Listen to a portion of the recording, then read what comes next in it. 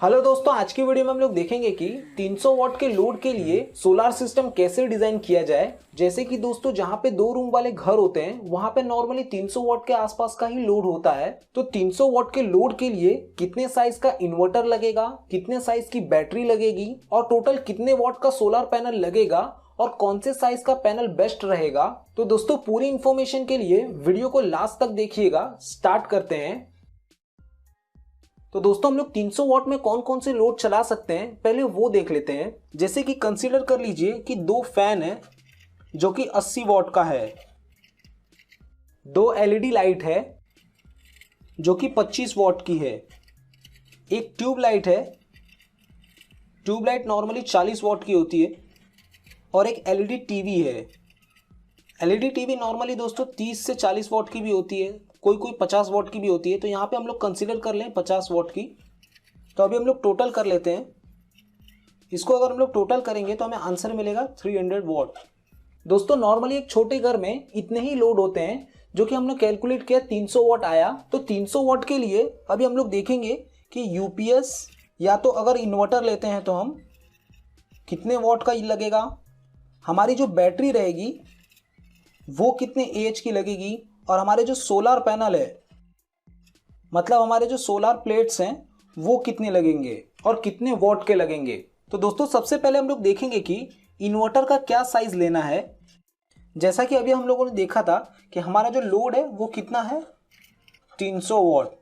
तो हमारा load 300 what होने की वजह से हम 300 वॉट का ही खाली इन्वर्टर नहीं ले सकते, हमें ज़्यादा बड़े कैपेसिटी का इन्वर्टर लेना पड़ेगा। तो जैसा कि 500 वॉट के भी इन्वर्टर आते हैं, लेकिन लोकल कंपनी का 500 वॉट का इन्वर्टर लेना अच्छा नहीं रहेगा दोस्तों। हो सकता है कि हमारा फ्यूचर में कुछ लोड बढ़े। इसके लिए हम लोग क्या करेंगे कि 800 वॉट से लेके 1000 वॉट के बीच का हम लोग इन्वर्टर लेंगे। तो कभी भी इन्वर्टर या तो यूपीएस अगर हम लोग बाय करते हैं तो वो 800 वॉट से लेके 1000 वॉट के बीच का बाय करेंगे, लेकिन वो ब्रांडेड कंपनी का बाय करेंगे दोस्तों, लोकल कंपनी का बाय नहीं करेंगे। जैसे कि लुमिनस हो गया, माइक्रोटेक हो गया, एक्साइट हो गया। तो किसी अच्छी कंपनी का ही हम इन्वर्टर बाय करेंगे, लोकल कंपनी का बाय नहीं करेंगे। अब दोस्तों हम लोग देख लेते हैं कि हमारा जो 300 वॉट का लोड है उसके लिए डीसी करंट कितना रिक्वायरमेंट पड़ेगा। डीसी के लिए पावर का फॉर्मूला क्या है, P is equal to V into I. तो हमारा पावर कितना है मतलब लोड कितना है 300 वॉट। हमारा वोल्टेज कितना रहेगा दोस्तों, जैसे कि हम 12 वोल्ट की बैटरी कंसीडर कर लेते हैं और 12 वोल्ट का इन्वर्टर कंसीडर कर लेते हैं, तो वोल्टेज कितना रहेगा 12 रहेगा। करंट हमें पता नहीं है।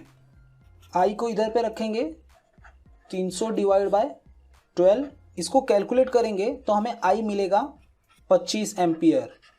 मतलब दोस्तों हमारा जो 300 वॉट का लोड है जो कि एसी लोड है, उसको चलाने के लिए हमें 25 एम्पियर डीसी करंट की रिक्वायरमेंट पड़ेगी। दोस्तों अब हम लोग देख लेते हैं कि 300 वॉट के लिए हमें कितने साइज की बैटरी को सिलेक्ट करना है।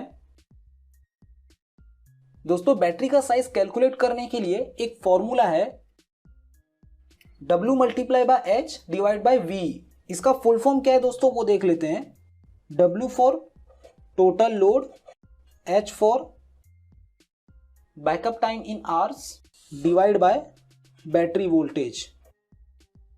तो दोस्तों हमारा लोड कितना था 300 वॉट।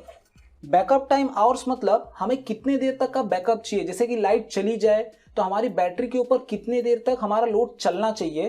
तो पहले हम लोग कंसीडर कर लेते हैं कि 8 आवर्स मतलब 8 घंटे तक हमारा लोड बैटरी के ऊपर चल जाए। और हमारा दोस्तों बैटरी का वोल्टेज कितना होता है 12 वोल्ट मतलब 12 वोल्ट।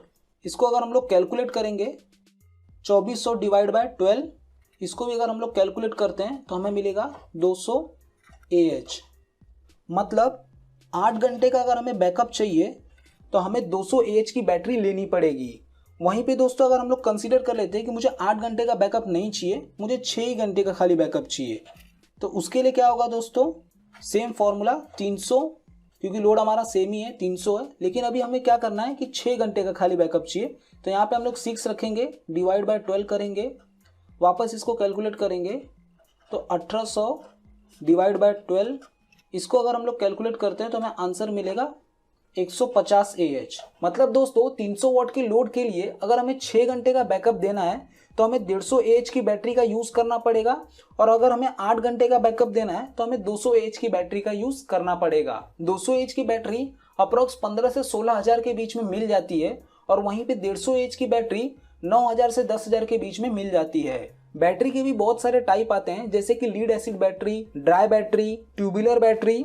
दोस्तों नॉर्मली हम लोग ट्यूबुलर बैटरी का ही यूज करते हैं, ड्राई बैटरी का भी यूज कर सकते हैं बट वो बहुत ही महंगी आती है, इसके लिए हम लोग ट्यूबुलर बैटरी का ही यूज करते हैं नॉर्मली। तो दोस्तों मैं यहाँ पे कंसिडर कर लेता हूँ कि हमारा जो बैटरी है वो मुझे 8 घंटे तक का बैकअप दे। तो 8 घंटे तक के बैकअप के लिए हमें कितने साइज का बैटरी यूज करना पड़ेगा? 200 AH की। दोस्तों हम लोगों ने 200 AH की बैटरी को अब सिलेक्ट कर लिया है। अब हमें कैलकुलेट करना है कि इस 200 AH की बैटरी को चार्ज करने के लिए कितने पावर की रिक्वायरमेंट पड़ेगी, मतलब कितने करंट की रिक्वायरमेंट पड़ेगी। बैटरी का चार्जिंग करंट पता करने के लिए भी एक फॉर्मूला है, बैटरी साइज डिवाइड बाय 10। तो हमारी जो बैटरी है वो कितने साइज की है? 200 AH की है। डिवाइड बाय 10 करेंगे उसको तो हमें आंसर मिलेगा 20 एम्पियर। दोस्तों ये डिवाइड बाय 10 इसलिए किया गया है कि हमारी जो बैटरी है वो धीरे धीरे चार्ज होनी चाहिए। अगर वो ज़्यादा फास्ट चार्ज होगी तो उसकी वजह से हमारी बैटरी खराब हो जाएगी।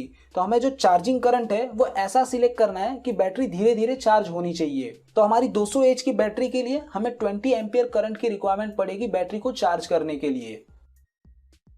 तो दोस्तों अब हम लोग देख लेते हैं कि हमारा जो सोलर पैनल होगा उसका करंट कितना होना चाहिए कि वो बैटरी को भी चार्ज कर सके और साथ ही साथ हमारे लोड को भी चला सके। तो उसके लिए हमें क्या करना पड़ेगा? बैटरी चार्जिंग का जो करंट है प्लस हमारे जो घर का लोड है उसका जो करंट है, दोनों को हम लोग ऐड कर देंगे। तो जैसा कि अभी हम लोगों ने देखा कि हमारा चार्जिंग करंट कितना है? 20 एम्पियर।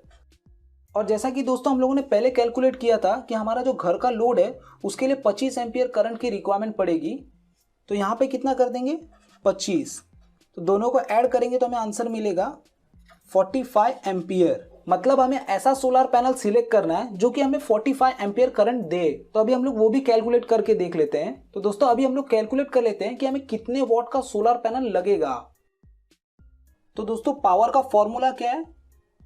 V इंटू आई। और दोस्तों हमारा करंट कितना था? 45 एम्पियर। बट दोस्तों जो वोल्टेज है वहां पर ही मेन प्रॉब्लम आती है। जैसे कि दोस्तों मार्केट में जो पैनल अवेलेबल है, जैसे कि 125 वॉट का जो पैनल है उसका वोल्टेज कितना है? 12 वोल्ट है। बट दोस्तों ये प्रैक्टिकली 12 वोल्ट नहीं रहता है। जैसे पैनल को हमने ओपन करके रखा है, मतलब उसका जो तो वायर है प्लस एंड नेगेटिव का, उसको हमने किधर भी कनेक्ट करके नहीं रखा है। तो वहां पे हमें 18 वोल्ट से लेके 21 वोल्ट के आसपास मिलता है। वहीं पे उस वायर को हमने किधर कनेक्ट करके रखा है तो वहां पे हमें 14 वोल्ट से लेके 16 वोल्ट के आसपास मिलता है। तो दोस्तों यहाँ पे हम लोग कंसीडर कर लेते हैं कि हमारा जो सोलर पैनल है उसका क्लोज लूप सर्किट वोल्टेज कितना होगा? 14 वोल्ट होगा।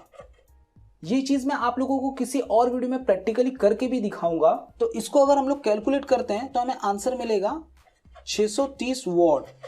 मतलब दोस्तों हमारे घर पे जो 300 वॉट का लोड है उसको चलाना, साथ में बैटरी को चार्ज करने के लिए हमें 630 वॉट के सोलर पैनल की रिक्वायरमेंट पड़ेगी। जैसा कि अभी हमें पता चल गया है कि हमें 630 वॉट के सोलर पैनल की रिक्वायरमेंट है। बट दोस्तों मार्केट में 630 वॉट के सोलर पैनल नहीं आते हैं। कितने कितने वॉट के सोलर पैनल आते हैं? जैसे कि 125 वॉट का सोलर पैनल आता है, 180 वॉट का सोलर पैनल आता है, 375 वॉट का भी सोलर पैनल आता है। अभी तो एक और नया सोलर पैनल आ गया है जो कि 440 वॉट का भी है। तो हमें कितने वॉट का सोलर पैनल लेना चाहिए? जैसा कि मैंने आप लोगों को बताया कि अलग अलग वॉट के सोलर पैनल आते हैं। अगर हम 125 वॉट का सोलर पैनल कंसीडर करते हैं तो वो जो सोलर पैनल का आउटपुट है वो 12 वोल्ट का होता है। और अगर हम 180 वॉट का सोलर पैनल कंसीडर करते हैं तो उसका आउटपुट भी 12 वोल्ट का होता है। बट वहीं अगर हम लोग 375 वॉट का सोलर पैनल कंसीडर करते हैं तो उसका आउटपुट वोल्टेज 24 वोल्ट होता है। जैसा कि हम लोगों ने देखा कि हम लोग 12 वोल्ट वाली बैटरी का यूज कर रहे हैं तो हम लोग 24 वोल्ट वाले सोलर पैनल नहीं ले सकते।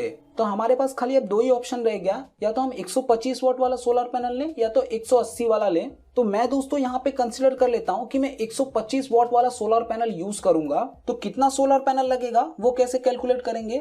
जो हमारा लोड है 630 डिवाइड बाय मैं जैसे कि यहाँ पे कितने वॉट का सोलर पैनल यूज कर रहा हूँ, 125 का। तो इसको अगर हम लोग कैलकुलेट करेंगे तो हमें आंसर मिलेगा 5.0.4। दोस्तों अगर मैं 125 वॉट वाले सोलर पैनल यूज करता हूं तो मुझे टोटल कितने सोलर पैनल लगाने पड़ेंगे, 5 सोलर पैनल लगाने पड़ेंगे।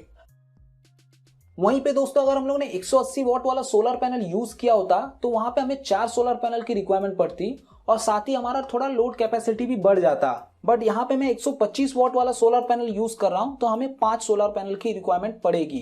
तो दोस्तों घर के 300 वॉट के लोड के लिए हमें इन्वर्टर कितने साइज का लगाना चाहिए, 800 वैट से लेके 1000 वैट के बीच का लगाना चाहिए। हमारी जो बैटरी होगी वो 200 एच की बैटरी का यूज करेंगे और हमारा जो सोलर पैनल होगा वो हम लोग 5 सोलर पैनल का यूज करेंगे जो कि 125 वॉट का है।